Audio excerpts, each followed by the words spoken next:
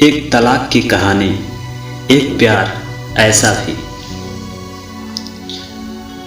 राधिका और नवीन को आज तलाक के कागज मिल गए थे। दोनों साथ ही कोर्ट से बाहर निकले। दोनों के परिजन साथ थे और उनके चेहरे पर विजय और सुकून की निशान साफ झलक रहे थे।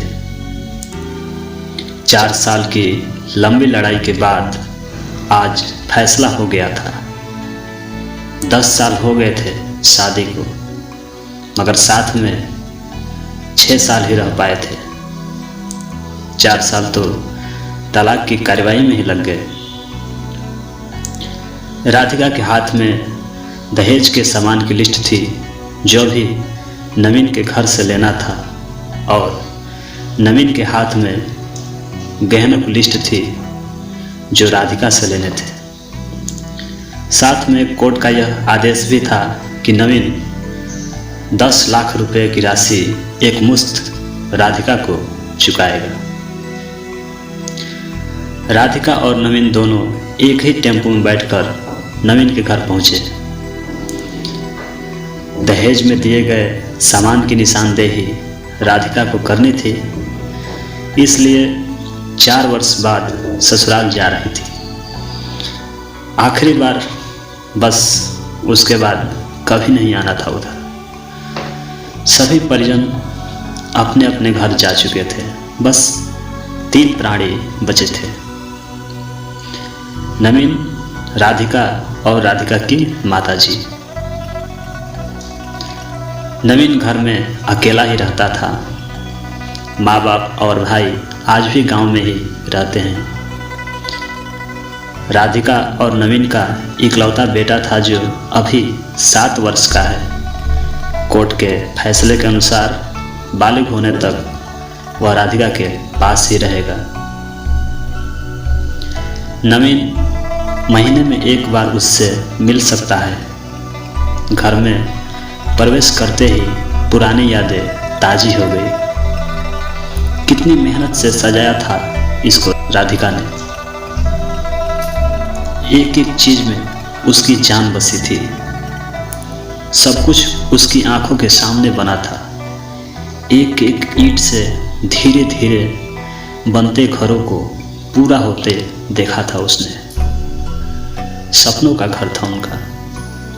कितनी शिद्दत से नवीन ने उसके सपने को पूरा किया था। नवीन थका हारा सा सोफा पर आया और पसर गया। बोला, ले लो जो कुछ भी चाहिए, मैं तुम्हें नहीं रोकूंगा। राधिका ने अब गौर से नवीन को देखा। 4 साल में कितना बदल गया है। बालों में सफ़ेदी झांकने लगी है। शरीर पहले से आधा रह गया है। 4 साल में चेहरे की रौनक गायब हो गई। वह स्टोर रूम की तरफ बढ़ी जहां उसके दहेज का अधिकतर सामान पड़ा था। सामान ओल्ड फैशन का था, इसलिए कबाड़ की तरह स्टोर रूम में डाल दिया गया था। अब मिला भी कितना था उसको दहेज में। प्रेम विवाह था दोनों का। घर वाले तो मजबूरी में साथ दिए थे, और प्रेम विवाह था तो सभी को नज़र लग गई, क्योंकि प्रेमी जोड़ी को हर कोई टूटता हुआ देखना चाहता है। बस एक बार पीकर बहस हो गया था नवीन से। हाथ उठा बैठा था उस पर। बस वो गुस्से में मायके चली गई थी। फिर चला था लगाने सिखाने का दौर। इधर नवीन के भाई भाभी और उधर राधिका की माँ। नौबत कोर्ट तक जा पहुंची और तलाक हो गया। न राधिका लौटी और न ही नवीन लेने आया। राधिका की माँ बोली, कहाँ है तेरा सामान? इधर तो नहीं दिखता, बेच दिया होगा इस शराबी ने। चुप रहो माँ। राधिका को न जाने क्यों नवीन को उसके मुंह पर शराबी कहना अच्छा नहीं लगा। फिर स्टोर रूम में पड़े सामान को एक एक कर लिस्ट में मिलाया गया। बाकी कमरों से भी लिस्ट का सामान उठा लिया गया। राधिका ने सिर्फ अपना सामान लिया। नवीन के सामान को छुआ भी नहीं। फिर राधिका ने नवीन को गहनों से भरा बैग पकड़ा दिया। नवीन ने बैग वापस राधिका को दे दिया। रख लो, मुझे नहीं चाहिए, काम आएंगे तेरी मुसीबत में। गहनों की कीमत 15 लाख से कम नहीं थी। क्यों? कोर्ट में तो तुम्हारा वकील कितनी दफ़ा गहने गहने चिल्ला रहा था। कोर्ट की बात कोर्ट में ख़त्म हो गई राधिका। वहाँ तो मुझे भी दुनिया का सबसे बुरा जानवर और शराबित साबित किया गया है। सुनकर राधिका की माँ ने नाक मुँह चढ़ाई। नहीं चाहिए वो 10 लाख रुपये भी नहीं चाहिए। क्यों? कहकर नवीन सोफे से खड़ा हो गया। बस यूं ही राधिका ने मुंह फेर लिया। इतनी बड़ी जिंदगी पड़ी है, कैसे काटोगी?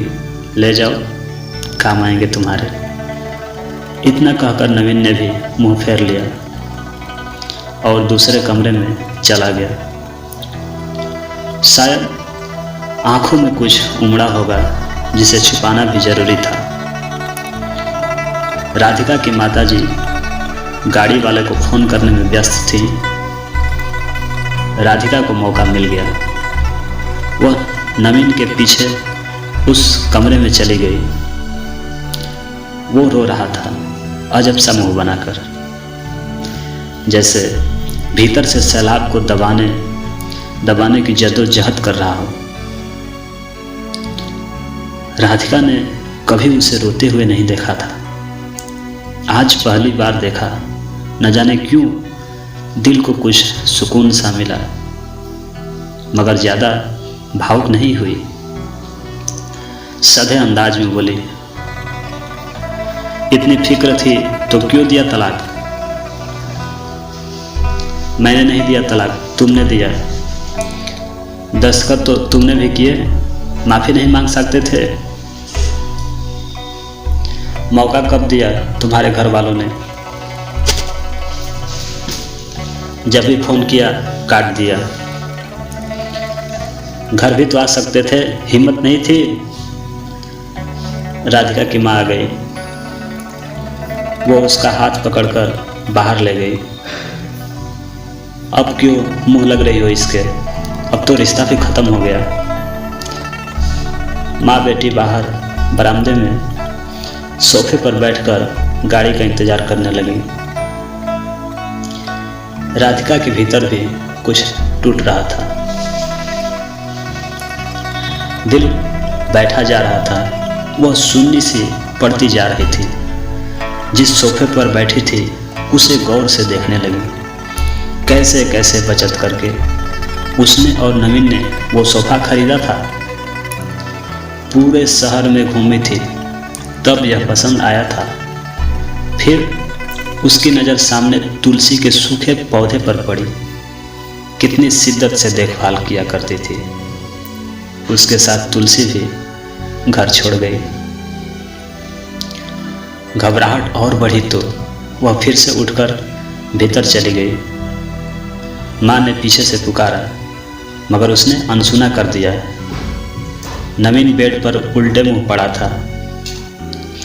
एक बार तो दया उस पर आई, मगर वह जानती थी अब वो सब कुछ खत्म हो चुका है, इसलिए उसे भावुक नहीं होना है। उसने सरसरी नज़र से कमरे को देखा। अस्त व्यस्त हो गया था पूरा कमरा। कहीं कहीं तो मकड़ी के जाले झूल रहे थे। कितनी नफरत थी उस मकड़ी के जालों से। फिर उनकी नज़र चारों ओर लगी उन फोटो पर गई जिनमें वो नवीन से लिपटकर मुस्कुरा रही थी। कितने सुनहरे दिन थे वो। इतने में माँ फिर आ गई। हाथ पकड़कर फिर उसे बाहर ले गई। बाहर गाड़ी में आ गई थी। सामान गाड़ी में डाला जा रहा था। राधिका सुन्न सी बैठी थी। नवीन गाड़ी की आवाज़ सुनकर बाहर आ गया। अचानक नवीन कान पकड़कर घुटनों के बल बैठ गया और बोला, मत जाओ, माफ़ कर दो मुझे। शायद यही वो शब्द थे जिन्हें सुनने के लिए 4 साल से मैं तड़प रही थी। सब्र के सारे बांध एक साथ टूट गए। राधिका ने कोर्ट के फैसले का कागज निकाला और फाड़ दिया, और माँ कुछ कहती उससे पहले लिपट गई नवीन से।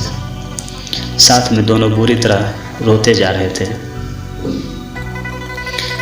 दूर खड़ी राधिका की माँ समझ गई कि कोर्ट का आदेश दिलों के सामने कागज से ज़्यादा कुछ नहीं।